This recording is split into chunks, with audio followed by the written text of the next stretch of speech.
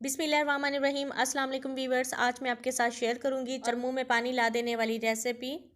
बहुत ही हल्की फुल्की, बनाने में सिंपल, खाने में डिलीशियस और कितनी लाजवाब। रेसिपी का नाम है देसी सवैयाँ। इसके लिए हमें चाहिए घर की सवैयाँ जो घर ही में तैयार की जाती हैं।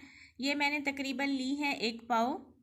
एक पैन में 1 जग पानी डालकर गर्म होने के लिए रख दें। जब पानी गर्म हो जाएगा तो हम इसमें शामिल कर देंगे सवैयाँ और सवैयों को पानी में बिल्कुल डिप कर देंगे। सिर्फ इसे 2 से 3 मिनट के लिए पकाएंगे क्योंकि ये बहुत ही जल्दी पक जाती हैं। फ़ौरन से इसे निकाल लेंगे ताकि गर्म पानी में और ज़्यादा ना गल जाएं। इसके बाद हम इसके पानी को ड्रेन कर लेंगे और ठंडा पानी इसके ऊपर डाल देंगे।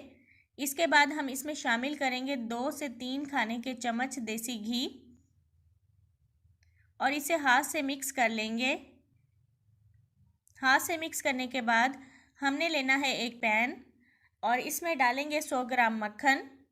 जब मक्खन मेल्ट हो जाएगा तो हम इसमें डालेंगे कटी हुई खजूरें, साथ ही हम इसमें डालेंगे कटे हुए पिस्ते।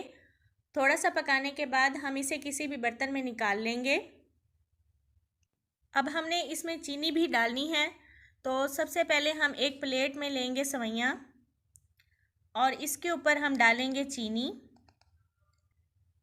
फिर हम इसके ऊपर एक और तह सवैयों की लगाएंगे।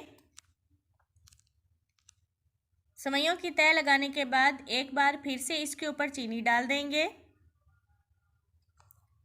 एंड में हमने जो ड्राई फ्रूट रोस्ट किए थे वो इसके ऊपर डालेंगे। ड्राई फ्रूट की क्वांटिटी को आप अपने हिसाब से कम या ज़्यादा भी कर सकते हैं। अगर आप चाहते हैं तो इसमें दूध भी शामिल करके खा सकते हैं। देसी सवैयाँ बिल्कुल तैयार हैं, आप इसे ज़रूर ट्राई करें।